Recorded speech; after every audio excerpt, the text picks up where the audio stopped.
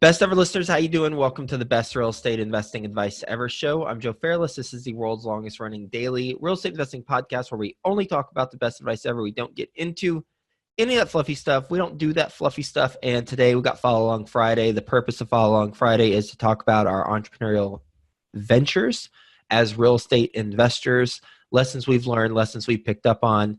And today I've got one, and first off, Theo Hicks. Hello. How's it going, Joe? It's going well.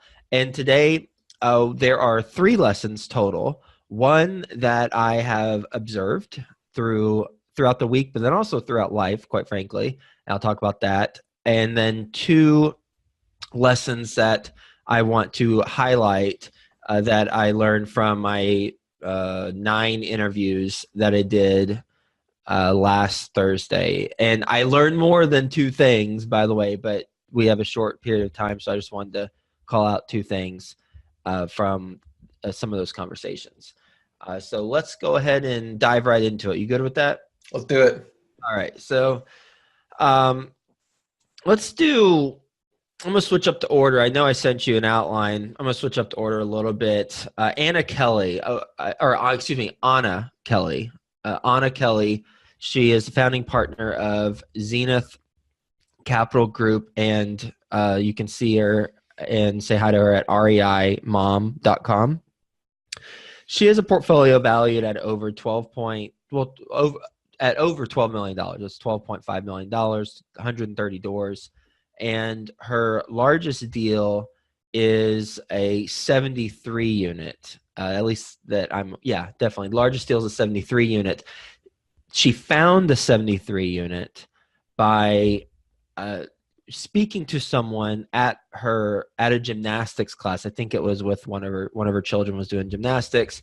Speaking to someone at a gymnastics class about what she was looking to do, or how she was wanting to get into larger properties. So she had talked to others about, hey, I am a real estate investor, and she had a portfolio up until that point, but nothing as large as a 73 unit.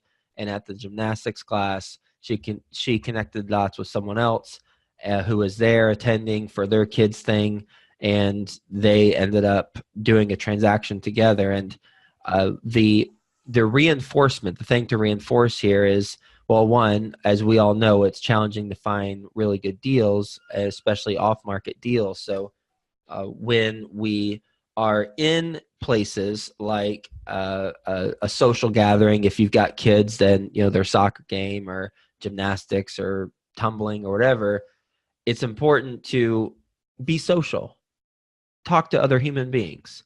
I think I'd say 70%, maybe a little, that might be a little high, but a higher percent than not of parents or other people or people who are not parents who are attending other functions stay within a circle or stay within a certain clique, or even go and isolate themselves so that they're not talking to a bunch of other people who are gathered for the same event.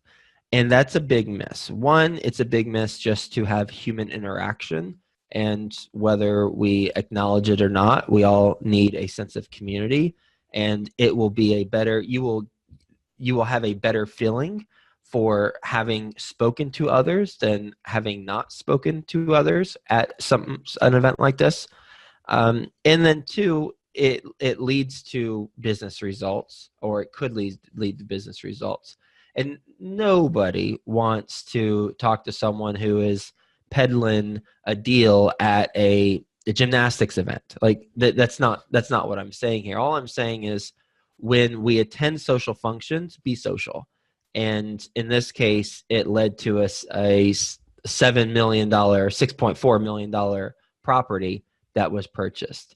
And the seller actually wanted $7 million.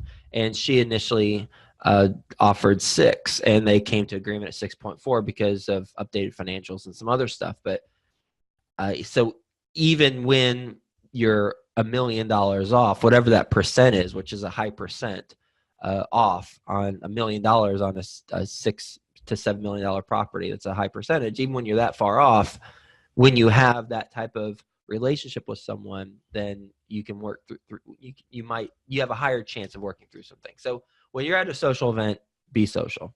Any comments? Yeah, I mean, the first thing it reminds me of is, obviously, everyone asks all the time, how do I find deals? And you've got your kind of cookie cutter answer: talk to broker, send out direct mail. But a thing that, as you mentioned, some people will talk about it, but it's not as common. It's just, I believe this is one of the things talked about in Brandon Turner's book on rental investing, which is one way to find deals is to talk about real estate.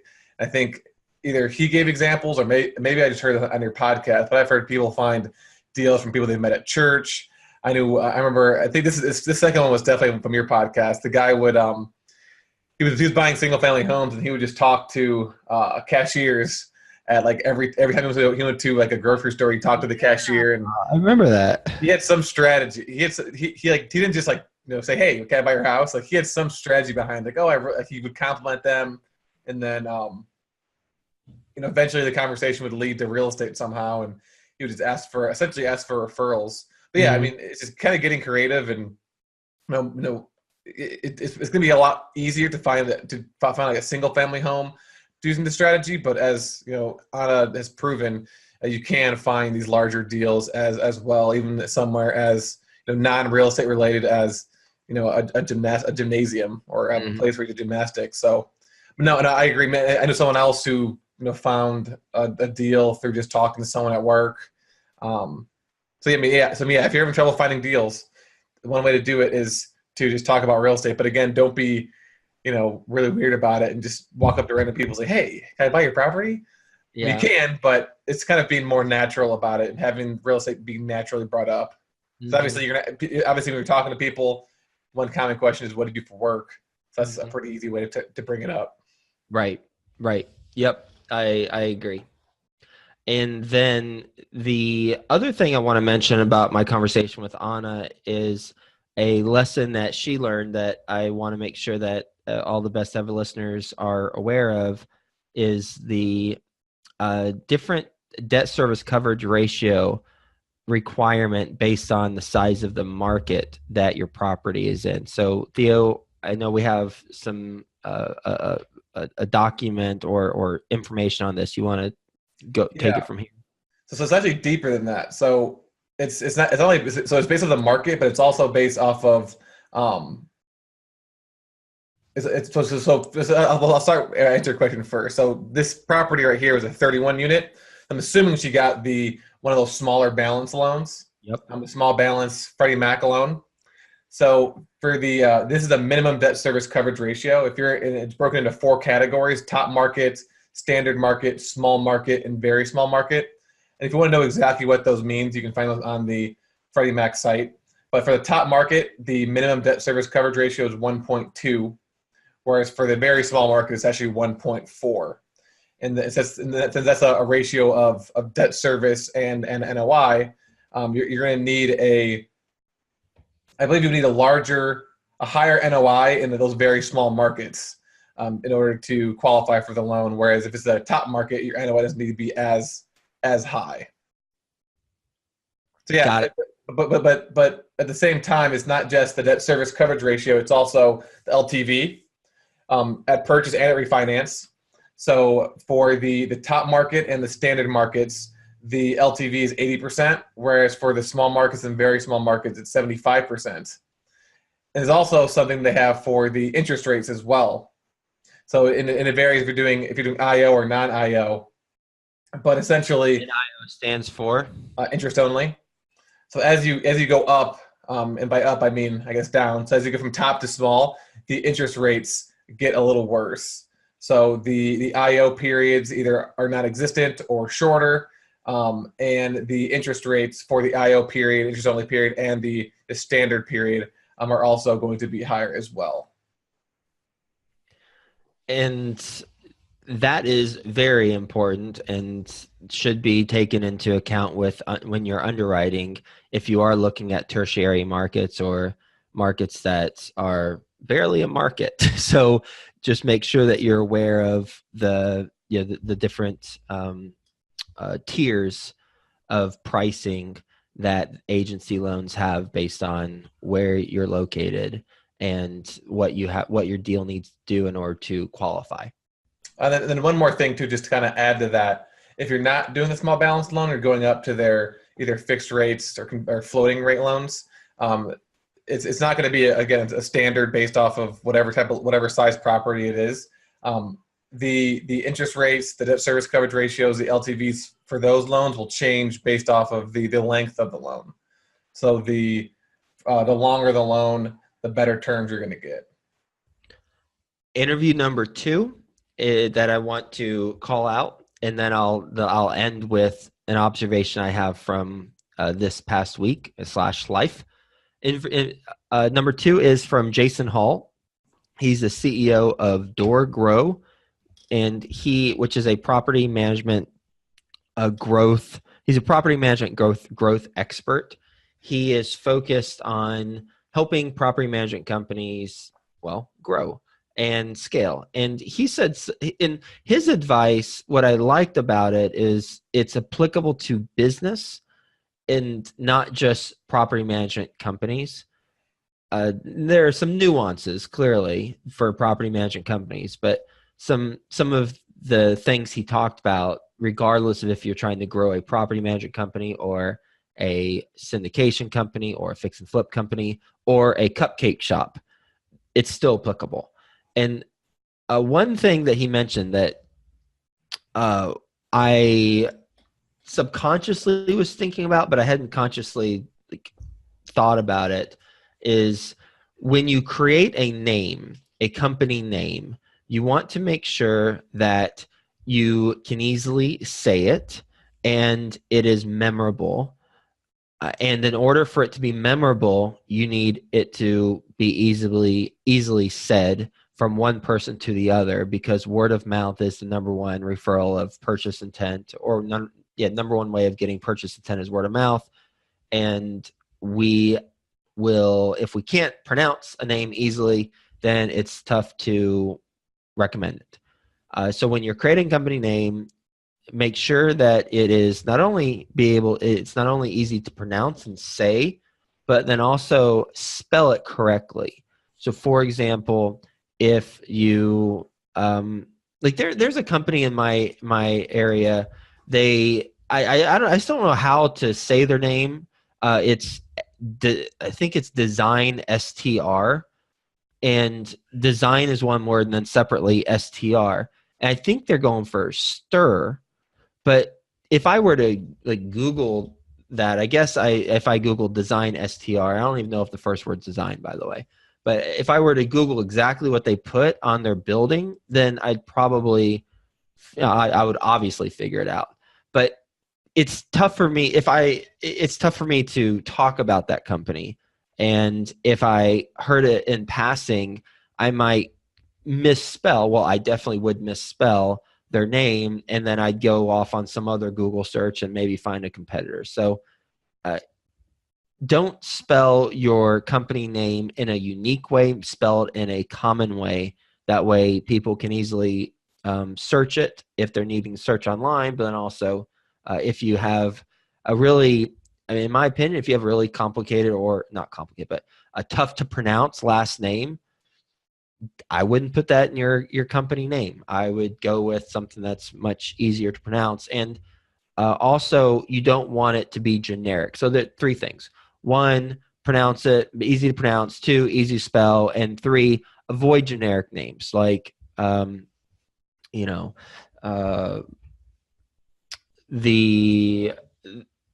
don't want, if I say a company name, Well, then I give you a good example. I used to work in automation. There was a company called ABC Tool.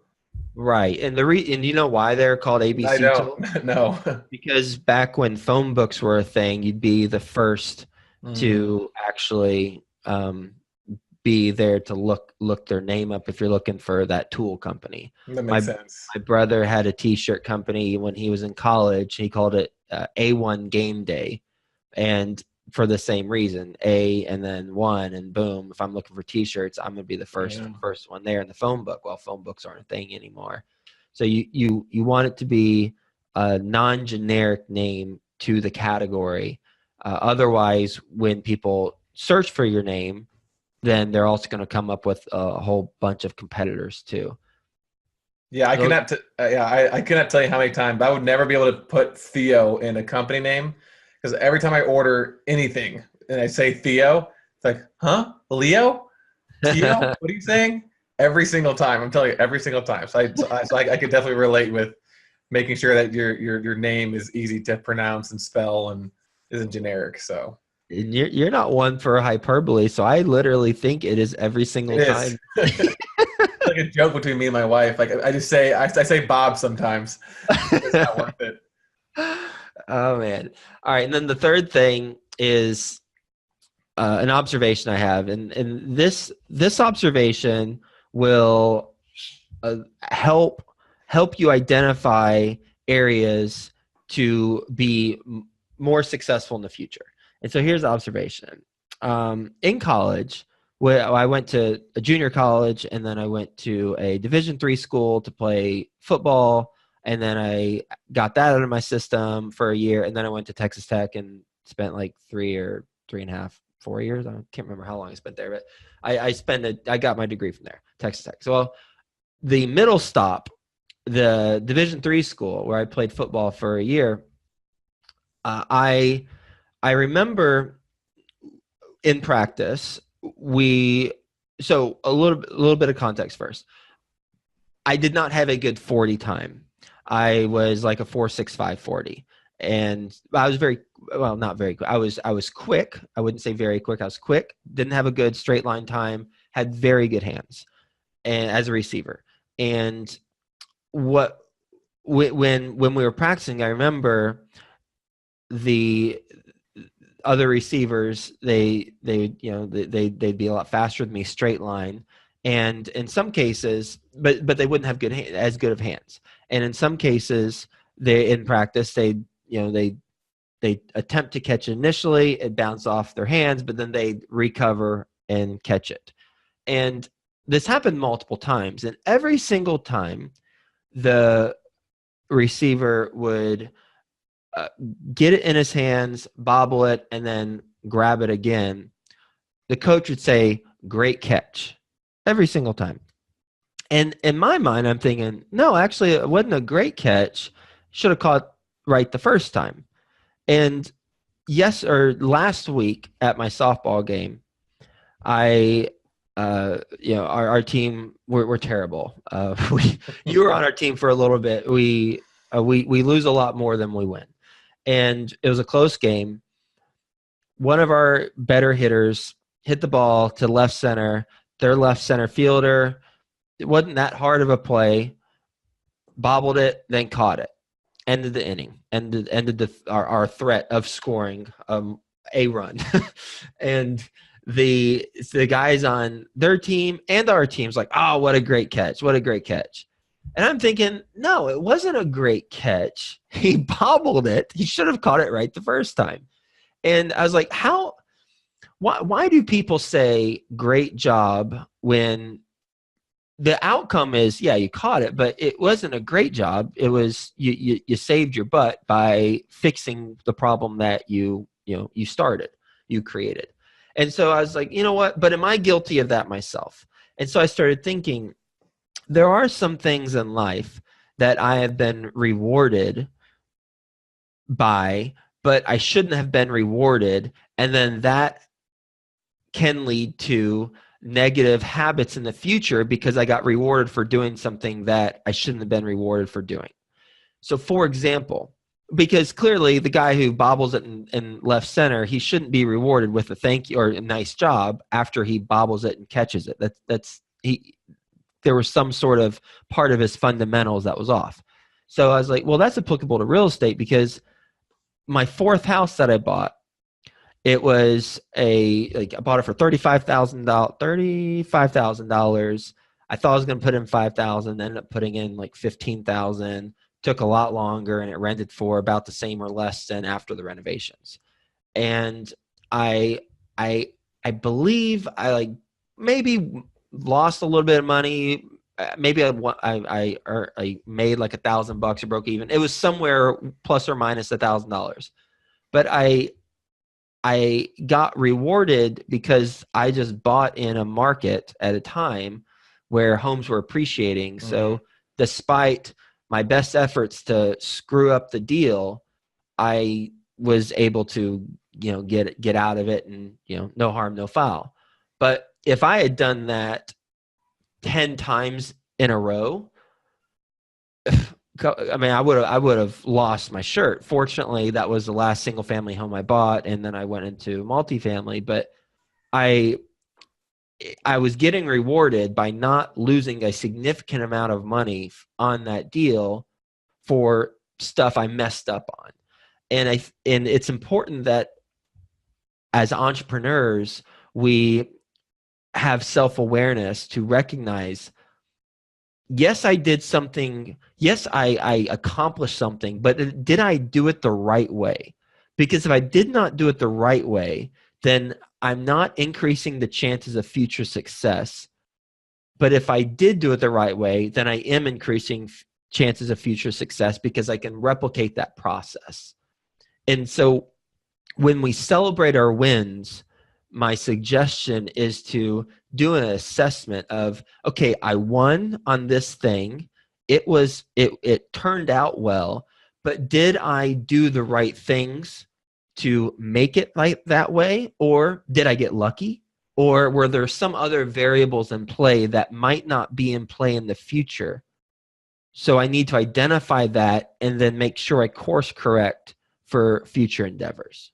Yeah, I think that last point is key about the variables because because I before you said the market example, that's kind of the perfect example. You could have all of your ducks in a row except well, you could buy a property and it end up being great, and the only reason it was great is because you just bought it at the right time, and maybe the right time is for 3 years, and so you can keep buying these properties at the right time and be successful, but you can do everything the exact same way again in 5 years from now and end up losing all of your money because you weren't, as you mentioned, doing things right, whatever that right is.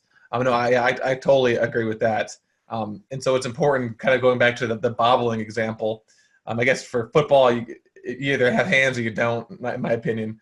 It's kind of hard. I mean, you can train that, but if in real estate, if you're bobbling, these deals where obviously you're catching the deal, you're being successful, but you did something wrong along the way. You have to identify what you did wrong, or what could be an issue in the future that necessarily was an issue on this deal. I know I can say that for the majority of the deals that I bought, I kind of bought wrong, but ended up working out because the market was really good when I sold.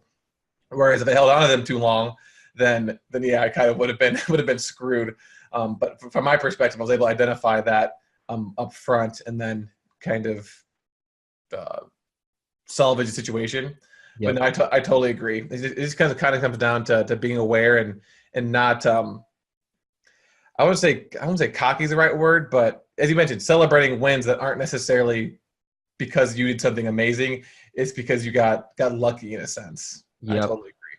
Yeah, and I'm into chess pretty big right now, and then I'm also, occasionally I look at analysis of poker hands on YouTube. There's this one guy, I forget his name, but he's great, and he talks about this on some poker hand. A bunch of people were analyzing where this guy folded when he technically shouldn't have folded, but he folded, and it was ended up being the right decision. But the commentator was saying, yeah, everyone watching this thinks, oh, what a great fold. He folded and he would have lost money because he would have got steamrolled by this crazy hand this other person had. But you do that 10 times in a row, that's going to be the wrong decision 7 out of those 10 times. He just happened to get in that 30% category in this instance, and everyone's like, great job. But he did the wrong thing, but he got rewarded for it. And it's just something to be self-aware of. Yeah, it's like splitting tens in blackjack and winning. everyone's like, "Oh, what a great play!" He's like, "Well, no, it was a horrible play," but he ended up Right. getting rewarded for it. Yeah, this is a really good analogy for gambling for sure. All right, let's go into the next Trivia section. question. So last week's trivia question was, what state has the lowest percentage of housing units occupied by their owners? Right before I asked Joe for the answer, I said I knew he would get it, and he did. New The York. answer was New York at 54.3%. So not below that 50% mark, but still, that's very high. This week's question is a little bit more fun. So there's a city in the United States that has a law that you are not allowed to have more than 2 toilets in your home. I'm not going to make you guess what the city is because it's kind of obviously an off the beaten path city. But what state is the city located in? Where there's a building code where you're not allowed to have more than 2 toilets. Oh, oh man, Arkansas. Arkansas. No, yeah, Arkansas. I'll go Arkansas. Arkansas. Okay. I have no logic behind that guess. Yeah, I just thought it was a funny question. So if you are the first person to get the answer correct, either in the YouTube comments if you're watching the video, or you can email us at info@joefairless, then you will receive a free copy of our first book. And then lastly, we've got our best ever apartment syndication book review of the week. This week it is Matt Whittemore. And he said, Joe and Theo give you a clear and concise path to getting started in apartment syndications. They also lay it out in a way that is appropriate for people of all experience levels in real estate. If you've ever considered getting started in apartment syndication, this book is a must buy. Well, thank you for that, and glad you feel that way. And we are writing another book on that will help passive investors invest so that it's they mitigate as much risk as possible when they're investing in syndicated deals. And so we're in the process of interviewing some of my investors or Ashcross investors, I should say, and learning what they want, what we should put in the book. So if you have any things that you think we should mention or talk about that would be of interest to you, if you're passively investing in deals, if you want to know certain stuff, if you think we should highlight certain stuff, then go ahead and email info@joefairless.com and with that stuff, and we'll make sure that we incorporate it into the book. Thanks everyone for hanging out. Hope you got a lot of value from today's conversation. We'll talk to you tomorrow.